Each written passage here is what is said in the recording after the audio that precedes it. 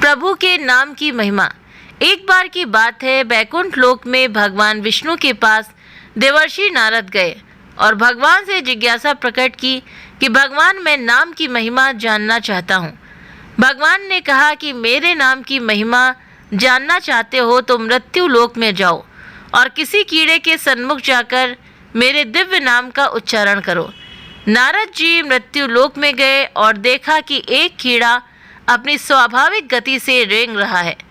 नारद जी ने उसके सम्मुख भगवान के दिव्य नाम का उच्चारण किया। कीड़ा उसी क्षण मर गया।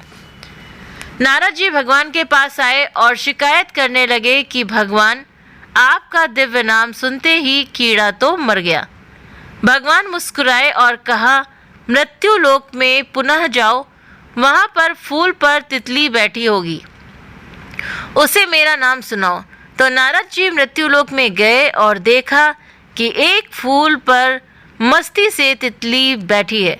उसे भगवान का नाम सुनाया तो तितली नाम सुनते ही मर गई। नारद जी फिर भगवान के पास गए और कहा कि भगवान, आपके नाम को सुनते ही तितली तो मर गई। तो भगवान ने कहा कि कोई बात नहीं, इस बार किसी हिरणी के शावक को मेरा नाम सुनाओ। तो नारद जी मृत्यु लोक में गए और देखा कि एक नर हिरण और मादा हिरणी के पास छोटा सा शावक यानी कि बच्चा उसका खेल रहा है। तो नारद जी सहमे सहमे कदमों से बच्चे के पास गए और उससे भगवान का नाम सुनाया। नाम के सुनते ही हिरणी शावक भी मर गया। नारद जी देखकर दुखित हो गए और भारी मन से भगवान के पास जाकर कहा, भगवान, ये सब मैं देख रहा हूँ। आपका पवित्र नाम तो तारने वाला होना चाहिए, किंतु यहाँ तो जीव जंतु मरते जा रहे हैं।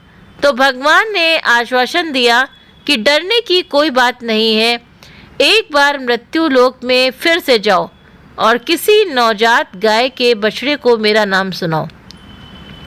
नारद जी जो थे वो ना चाहते हुए भी भगवान के बार बार कहने पर मृत्यु लोक में आए और देखा एक गाय के पास एक नवजात बच्चा पूंछ उठाकर पूरे उल्लास से दुग्ध पान कर रहा है।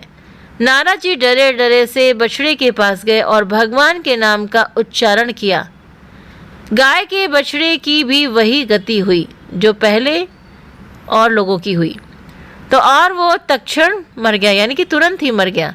नारद जी दौड़े दौड़े भगवान के पास आए और कहा कि भगवान, बंद कीजिए अपना ये नाटक, मुझे नाम की महिमा नहीं जानना। आपका नाम उच्चारण तो जीवों को मार रहा है, मेरी और परीक्षा मत लो। तो भगवान ने कहा, शांत हो जाओ ऋषिवर, एक बार मेरे कहने से मृत्यु लोक में फिर जाओ और हम इस बार जीव जंतुओं पर नहीं, मनुष्यों पर मेरे नाम का प्रभाव देखो। तो काशी नरेश के यहाँ एक पुत्र हुआ है, उसके कान में मेरा अलौकिक नाम सुनो। नारद जी बोले, भगवान, आप मुझे कहाँ भेज रहे हैं? मैं बदनाम हो जाऊंगा, मुझे लोग हत्यारा कहेंगे। तो भगवान के आदेश से उसके बार बार विश्वास दिलाने पर नारद जी काशी नरेश के यहाँ गए। वहाँ शिशु जन्म के उपलक्ष्य में उत्सव मनाया जा रहा था। तो राजा को जब पता चला कि बैकुंठ से देवर्षि आए हैं तो उन्होंने उनका खूब स्वागत सत्कार किया और कहा कि आप नवजात शिशु को आशीर्वाद दीजिए। तो नारद जी के पैर आगे नहीं बढ़ रहे थे। भय से व्याकुल वे शिशु के समीप गए और उसके कान में दिव्य भगवान के नाम का उच्चारण किया। नारद जी ने जैसे ही नाम सुनाया, शिशु ने बोलकर नारद जी को प्रणाम किया। तो नारद जी अत्यंत आश्चर्यचकित एवं गदगद होकर बोले कि बालक, तुम कौन सी शक्ति से बोल रहे हो? उसने कहा, हे देवर्षि, क्या आपने प्रभु के दिव्य नाम की महिमा एवं शक्ति नहीं पहचानी है? मैं वही एक कीड़ा, तितली, हिरण, शावक, गाय का बछड़ा, प्रभु नाम से मैं सहज ही प्राण त्यागता रहा तथा आज मनुष्य जन्म में आया हूँ तो नारद जी के सब संशय दूर हो गए और उन्हें भगवान के नाम की अलौकिक शक्ति का ज्ञान भी हो गया।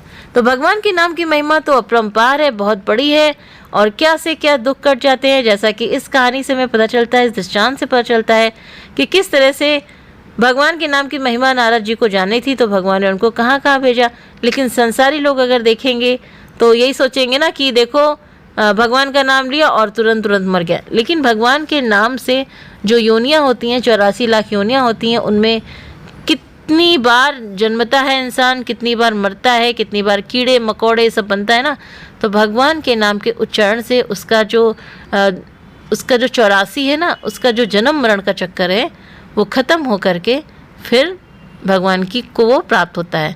तो उम्मीद करते हैं कि आप सभी को पसंद आई होगी कहानी। वीडियो को लाइक करें, चैनल पर सब्सक्राइब करें और आप अपने कमेंट करके भी बताएं। आप सभी के सहयोग के लिए बहुत बहुत धन्यवाद।